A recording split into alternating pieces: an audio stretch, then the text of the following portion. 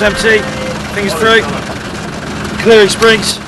The British Army has taken control of Muthanna province in Iraq's south with just 600 men. Alright, listen in. Got the magazine of 30 rounds. Load, safety catch. Take the seat on the top 2 rounds. Place magazine housing. Shake it, make sure it's secure, walk away. 450 Australians will soon join the British in what's been dubbed the Province of Peace. But clearly there are still dangers to be reckoned with. The Australians will be helping the British secure a province that's mostly desolate and unforgiving. So an enhancement of Australians will improve our capability quite considerably. In the north, near the Euphrates and Tigris rivers, lies Samoa City, the provincial centre of Muthanna province. A Dutch soldier was killed here last year when his convoy was attacked. As it was crossing the bridge, a motorcyclist beneath on the road that runs underneath threw a grenade up. Unfortunately, one of the sergeants, whose name I think was Seisbach, was killed in that incident. Australia is sending 40 light armoured vehicles to Muthanna to match the 40 the British have brought in. But the protection they offer can be a double-edged sword.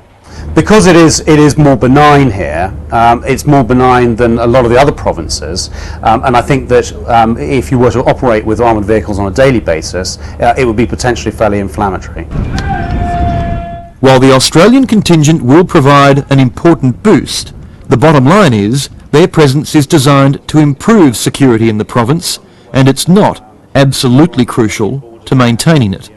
Well, I mean, ostensibly we are going to be handling it ourselves. I mean, I've just taken over from the Dutch, and we are certainly sort of for the next couple of months, until such time as the Australians come on board, we're going to sort of be handling it ourselves. Could you sustain that though? I think it would be possible to sustain, but it would be very difficult to sustain because the Dutch have moved from a force of about 1,300 and we're suddenly moving down to about sort of 600 or so, which makes it easy enough to sustain, but it doesn't necessarily make it easy to actually sort of really move the whole thing forward.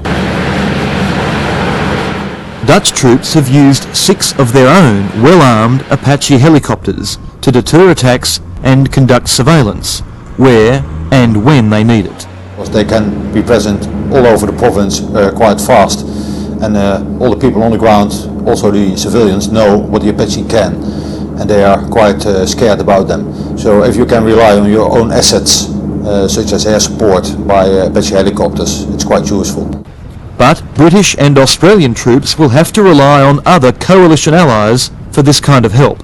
Help the British commander says can be delivered fairly quickly. I can guarantee that the process we would go through the process to try and make sure that we can have that. You can never absolutely guarantee anything in terms of military support. Because the Dutch have had Apache attack helicopters. Dutch have had Apache. Australians don't. No, and we haven't got Apache either. But what we have got is we've got air power here, which we can call on via the Americans and the like. In the past 4 months alone, the Apaches flew 54 missions carrying the Dutch Quick Response Force and 300 missions just to make a show of force in the air. But the Apaches are not a cure-all.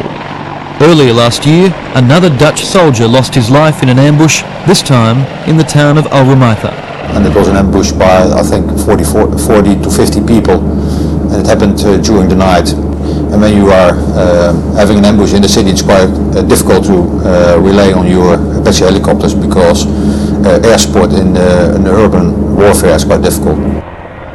In just the past 4 months, in the so-called Province of Peace, the Dutch encountered 10 incidents of small arms fire, 4 explosions, 6 hand grenades, 3 mortar or rocket attacks, 6 homemade bombs and 1 car bomb.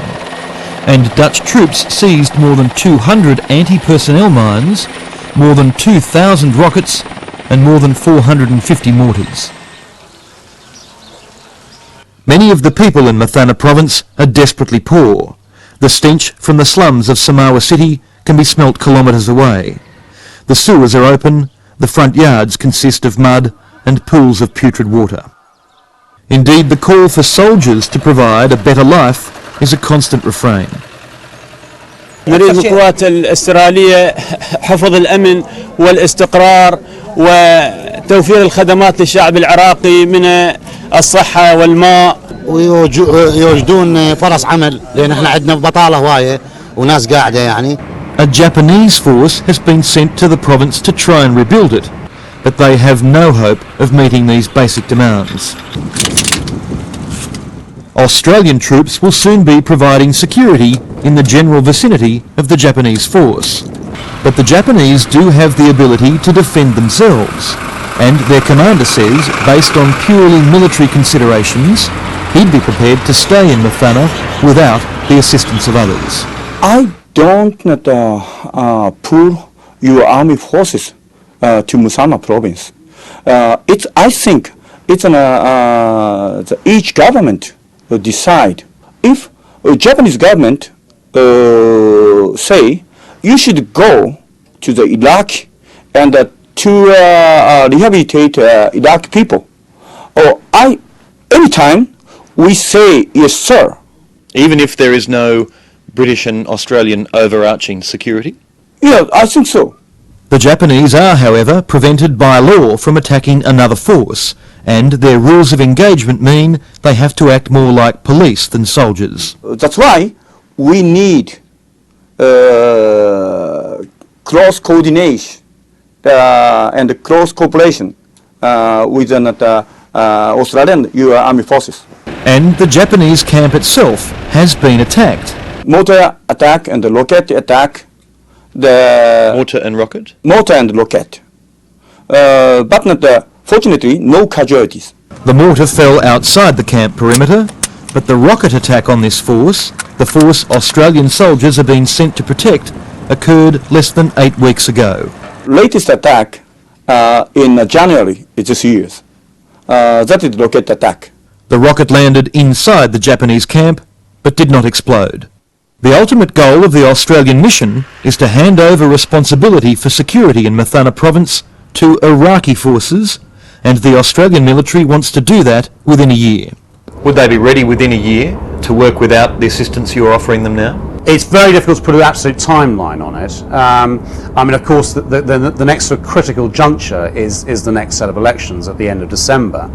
And I suspect at that stage, there may well be a time to make the decision as to just how much longer multinational forces are going to remain. A year from now, Australian troops will be well-known faces in Muthanna, and, based on recent events, they'll have also experienced some direct danger.